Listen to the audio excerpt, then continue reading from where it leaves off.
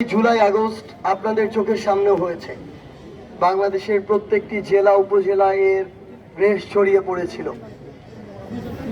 ওই 5ই আগস্ট আমরা আমাদের চোখে পুরো বাংলাদেশকে নিয়ে যে স্বপ্নগুলো দেখেছিলাম, যে আশা আকাঙ্ক্ষাগুলো করেছিলাম, এগুলো এখনো বাস্তবায়ন হয়নি এবং সত্যি বলতে এগুলো 1 বছরের মধ্যে বাস্তবায়ন হওয়ার মতো নয়।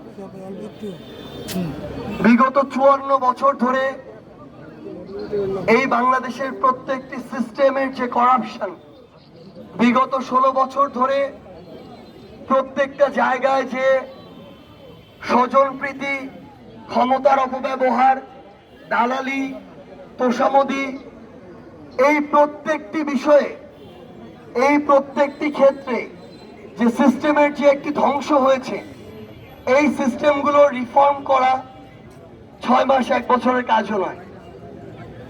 কিন্তু আমাদের একটি কাজ রয়েছে,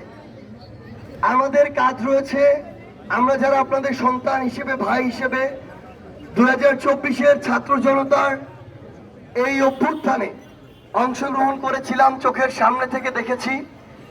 আমরা আমাদের বাবা মা, ভাই বোনদেরকে বাংলাদেশের প্রত্যেকটি জেলা উপজেলায় গিয়ে আমাদের ওই স্বপ্নগুলো, আমাদের ওই স্মৃতিগুলো আমরা মনে করিয়ে দিতে চাই।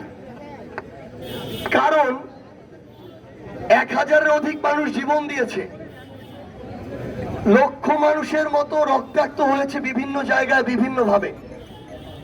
তারা তো তাদের ত্যাগটা করেছে, কিন্তু বাংলাদেশে এই যে বাকি এত কোটি মানুষ, দেশের যদি আমরা পরিবর্তন শুধু চাই, তাহলে তো আমাদেরও দায়িত্ব আছে। আমরা বিশ্বাস করি 18 কোটি মানুষের এই বাংলাদেশে কয়েকজন রাজনীতিবিদ, কয়েক হাজার আমলা মিলে একটা দেশের পরিবর্তন করতে পারে না। বরং একটা দেশের পরিবর্তনের জন্য এই 18 কোটি মানুষের আলাদা আলাদা ভূমিকা আছে।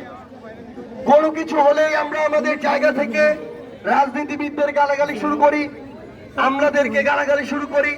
বিভিন্ন জায়গায় যারা দায়িত্বশীল তাদের জবাবদিহি চাই। কিন্তু আমরা নাগরিক হিসেবে, জনগণ হিসেবে আমরা কি নিজেদের যে দায়িত্বটুকু সেটার জবাবদিহি কখনো চেয়েছি কিনা? আমরা দেখি এখনো যে যখন সুযোগ পায় তখনই নিজের যে সুযোগটি, নিজে তখন সুবিধাবাজের মতো আচরণ করে। আজকে আমরা আশা করি যে আইন শৃঙ্খলা রক্ষাকারী বাহিনী তাদের দায়িত্ব পালন করবে সেবক হিসেবে। কিন্তু আমি যখন একটা ব্যবসা করি, যখন সুযোগ আসে, তখন আমি যতটা পারা যায় জনগণ থেকে লাভ করে নিই। আজকে আমরা আমাদের জায়গা থেকে প্রত্যাশা করি যে হাসপাতালগুলো উপজেলা, জেলা শহরে যেগুলো আছে, এগুলো শুধু বিল্ডিং নয়, বরং এখানে ডাক্তারও থাকতে হবে, চিকিৎসাও থাকতে হবে। কিন্তু আমাদের এই কথাটিও বলতে হবে, একজন ডাক্তার MBBS, FCPS বা BCS দিয়ে যখন তার ওই বিভাগীয় শহর কিংবা ঢাকা শহর ছেড়ে আপনার একটি উপজেলা শহরে আসবে, তখন তার পরিবারের থাকার জন্য একটা সুন্দর বাসস্থান আছে কিনা। তখন এই সরকারের কিংবা আগামীর বাংলাদেশের যারা আছে নীতি নির্ধারক, তাদের এটাও নিশ্চিত করতে হবে তাদের জায়গা থেকে যে ওই ডাক্তার